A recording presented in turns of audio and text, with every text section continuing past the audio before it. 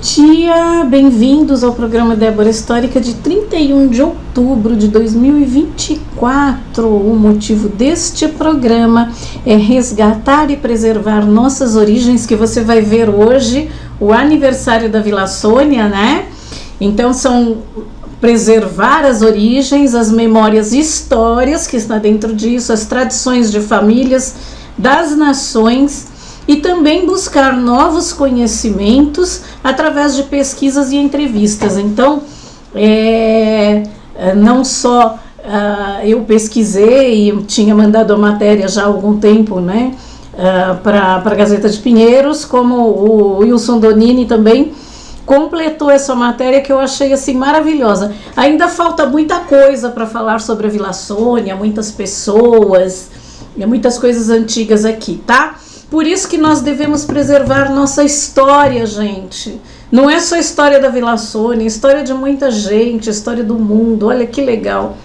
Que eu estudo a história, né, a verdadeira história, inclusive da humanidade, não em livros oficiais, porque a gente tem que ver os livros oficiais também para conhecer, tá? Então eu acho muito bacana isso, muito gostoso, eu amo história. Então, assim, além das matérias, nós temos uma agenda de eventos. O programa Débora Histórica vai ao ar todas as quintas-feiras a partir das 6 horas da manhã. Então, olha, compartilhem, peça para as pessoas se inscreverem no canal, participe e dê um joinha para prestigiar o meu trabalho. Inclusive, hoje nós temos a Ione Santos participando do programa e nós vamos ver mais para frente como que ela participou. Então veja bem, gente, que eu coloquei aqui uma frase: a compreensão do nosso passado é essencial, pois uma humanidade sem passado é uma humanidade sem raízes ou modelos, uma humanidade autoenvolvida, que flerta com sua própria destruição. Aqueles que não entenderem isso serão incapazes de lidar com o futuro. Anton Parks. Esse Anton Parks é um escritor, um pesquisador, um cientista, né, maravilhoso, tá? Então, nós não devemos deixar morrer a nossa história. E falando da memória, tá? Dia 28 de outubro foi aniversário da Vila Sônia, que completou 76 anos, e o Grupo 1 de Jornais, o jornal Gazeta de Pinheiros, fez uma matéria, como eu falei, que estará publicada no jornal de amanhã. Então, eu vou divulgar em todas as redes sociais, tá? E aproveite e saiba da história. Quem tiver mais informações, solicito que me envie no WhatsApp 997241111 ou mesmo por e-mail deborahistórica@gmail.com. Então vamos ver aqui o que o Donini escreveu sobre a nossa linda Vila Sônia, que eu amo de paixão, né? Então tá aqui, a matéria fala o seguinte: conheça a história do tradicional bairro da Vila Sônia, que completou 76 anos. Olha que beleza, gente. Tem gente que está aqui todo esse tempo, né? Tudo começou com a Fazenda Morumbi no século XIX. Era uma fazenda onde o regente Feijó foi morar, né? Regente, que era como se fosse o presidente, tá? Era o regente, ele regia o Brasil. Ele não era rei, ele era o regente, ele gerenciava, o Brasil. Que foi o primeiro senhor de engenho, que inclusive foi responsável pela construção da Casa da Fazenda. No início do século XX, a Fazenda Morumbi foi loteada em direção aos jardins e, após este período, o lado sudoeste, que é a região da Vila Sônia. Segundo informações, antes chamava-se Vila Japonesa, por conta da sede social e esportiva da CAC, que é a Cooperativa Agrícola de Cotia, localizada na Avenida Professor Francisco Morato, onde hoje é a estação Vila Sônia do metrô. Os proprietários desta região, nessa época, eram o médico Antônio Bueno e Joaquim Manuel da Fonseca, cujo nome Sônia é em homenagem a uma das filhas de Bueno. A vila nasceu com a aprovação de seus arruamentos e loteamento, que ocorreu em 28 de outubro de 1948, época em que surgiram as primeiras edificações em que o bairro passou a ter vida própria. Essa é a razão pela qual a data mencionada foi escolhida para figurar o calendário de eventos do município de São Paulo como o Dia da Vila Sônia. A inclusão dessa data foi um desejo da memória dos seus moradores, especialmente daqueles que aqui vivem há mais tempo e cultuam as tradições locais, como a música Luar da Vila Sônia. Esta data foi instituída através do projeto-lei 509/96 e assinada pelo vereador da época, Roberto Trípoli. É um distrito da Zona Oeste de São Paulo, composta por 44 bairros e jardins adjacentes, e é administrada pela Regional do Butantã, hoje subprefeitura. Abrange uma área aproximada de 9,9 km² e hoje com mais de 150 mil habitantes. A população veio principalmente dos bairros de Pinheiros, Centro e outros. Mesmo nessa época, haviam muitas ruas de terra nascentes à vista, com casas térreas, poucos apartamentos, ruas arborizadas. A chácara Edgar de Souza, hoje o condomínio Quintas no Morumbi, que inclusive eu tenho a entrevista, que eu adoro essa entrevista também, com o Bob Toledo, que é bisneto do Edgar de Souza. Eu tenho também a matéria de quem foi Edgar de Souza, uma pessoa muito importante aqui, não só na região, mas no Brasil todo.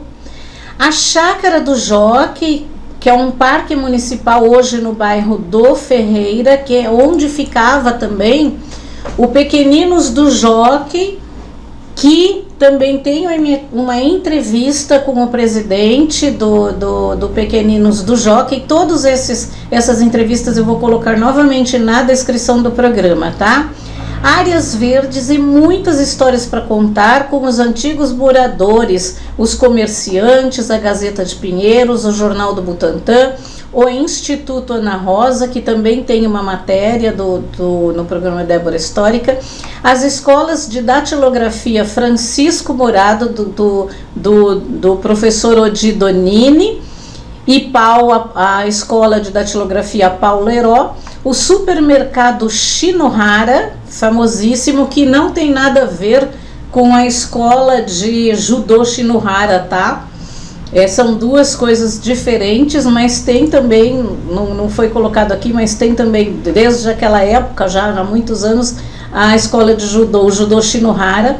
A foto estrela Zork, né, tá entre parênteses, o Altino e Maria Tereza Lima, Alesa, família Nakata, moradores tradicionais, escritório de advocacia Odonini, que é o Dr. Oduvaldo Donini, que é o presidente da Gazeta de Pinheiros, né, do Grupo 1 de Jornais, o Laboratório São Vicente, que hoje o Laboratório São Vicente, gente, eu estou fazendo algumas colocações, tá? Alguns complementos dentro da matéria da Gazeta de Pinheiros. Então, o Laboratório São Vicente, ela começou lá onde era a rua Dr. Silvio Dante Bertacchi, esquina com a José Capobianco. Depois ela veio para cá na Avenida Professor Francisco Morato, né? Ela era num prédio em cima, na esquina da Rua Taborda com a Francisco Morato, e hoje ela é na Francisco Morato mesmo, em frente ao metrô Vila Sônia, até que é da família Cotrim.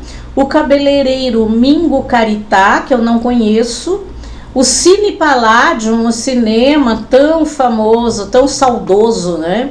A sapataria do José Cecim, a loja de calçados do Milien Bechara, que eu lembro, na Avenida Professor Francisco Murato, a loja de móveis do Nelson Oliveira, também lembro, a oficina Jacaré Giunte, depois Casa das Tintas Famosas, que eu também lembro, a Cipropar, que eu também lembro, que hoje é uma construção de um prédio, né? Hoje, agora, em 2024, será um prédio, um condomínio, que era materiais para construção, a lojinha da Gina, tinha também a lojinha da Antônia, né, da Antônia, que era a lojinha da Antônia. Eu não sei se a Gina vendeu para Antônia, se era outra loja. O autoelétrico Eguchi, a relojoaria Cap, a papelaria Saito e outras, além da música, a famosa música Luar da Vila Sônia, que também tem história no programa Débora Histórica, tá? Então todas essas indicações eu vou colocar na descrição do programa, vale a pena vocês conhecerem, tá? Bom, vamos lá. Obrigada, Donine, por essa matéria, obrigada, Jornal Gazeta de Pinheiros, sempre colaborando com o nosso programa, sempre contando as coisas daqui da nossa região na Gazeta de Pinheiros e no Jornal do Butantã também. Então, olha, muito obrigada, agradeço, eu pessoalmente agradeço também por você ter divulgado a nossa feira, a 18ª Feira da Saúde e Cidadania, que é uma parceria do Rotary Clube Butantã com a CESP, né, Associação Comercial Distrital Sudoeste, que providencia isso, que providencia essas feiras, e agora o ano que vem, 2025 também, eu estou querendo que faça a feira aqui na Vila Sônia, para vocês conhecerem essa maravilhosa, e foi feita no Jaguaré. Também vou deixar o link do site, do Instagram, na descrição deste programa, tá ok?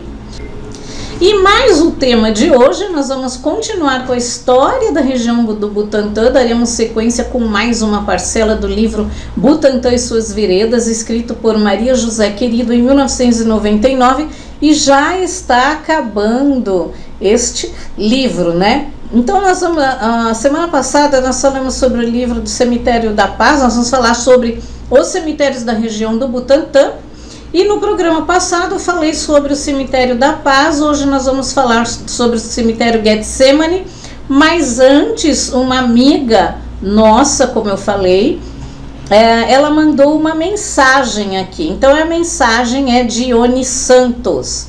Então ela diz assim: sim, gostaria de citar o nome da minha querida vizinha, Dona Marta, em memória, faleceu em dezembro de 2008. É uma senhora lúcida, inteligente, a qual eu adorava, tinha satisfação em ajudar lá em suas necessidades, saúde, idas ao supermercado, entre outros. Muito bem, Ione.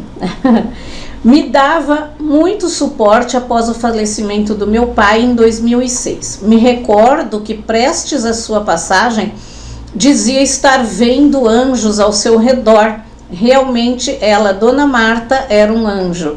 E ela agradeceu, né, grata, Débora. E aí eu até perguntei se ela tinha o nome, né, e o endereço. E se ela lembrasse mais de alguma coisa, me enviasse algumas informações, mas vocês podem sempre enviar informações que eu coloco no próximo programa, tá? Então, ela não tem o nome completo, mas chamava-se Dona Marta. Ela faleceu com mais de 83 anos, morava na Rua Doutor César Salgado 238, na Superquadra Morumbi. Então, obrigada, Ione, eu adoro quando as pessoas participam, quando as pessoas mandam matérias, eu acho muito legal, e é assim mesmo que tem que ser, porque é assim que nós não devemos deixar morrer a nossa história. A palavra cemitério, em grego e em latim, significa dormitório. Meu pai falava assim que ele ia para a cidade dos pés juntos, né? Tá? É legal, dormitório. Então vamos dormir para sempre. Mas na verdade a gente dorme somente o corpo, tá? Não, a gente dorme o corpo, depois de um tempo nós somos trabalhados para voltar em outra vida para nós experienciarmos aqui a matéria, tá? Então vamos lá. Existem no Butantã 3 cemitérios-jardins para o descanso de seus mortos de qualquer região paulistana, que são o cemitério israelita, 1954, o cemitério da Paz, 1963, que nós falamos no programa anterior, e o cemitério Getsemane. Então nós vamos falar agora do cemitério Getsemane. As informações contidas no presente texto foram extraídas da revista do senhor Adroaldo Liberti, assessor do cemitério Getsemane, em julho de 1998. Então veja bem que esse livro foi escrito em 1999. Coube a Dom Ângelo Rossi, então arcebispo de São Paulo, a missão de tornar realidade a implantação do primeiro cemitério-jardim de São Paulo ligado à Igreja Católica. As propostas que Dom Emílio Jordan lhe levou, estudos estruturais e nome, foram de ponto aceitas e levadas adiante, chegando à sua abertura para a comunidade em 1968. Para a doutrina da Igreja Católica, esse sistema de cemitério vinha ao seu encontro, tomando de maneira singela e execuível o seu importante dogma de fé, a igualdade de todos perante o Pai. Além do mais, as questões de interesse público, inclusive de meio ambiente, seriam prontamente atendidas. O sentimento de equanimidade alcança, sem dúvidas, os princípios ecumênicos da Igreja, que abre o cemitério a todos, sem distinção de credo religioso, inclusive com sua capela, onde os familiares podem proceder à ritualística fúnebre da fé que abraçam. A administração e projetos. No início de suas atividades, o Getsemane pertencia à Arquidiocese de São Paulo. Em 1969, houve por bem o Vaticano desmembrá-la em várias dioceses. Desse desmembramento resultaram arquidioceses propriamente dita, região da Sé, e as dioceses de Campo Limpo, Osasco, Santo Amaro, São Roque e São Miguel Paulista.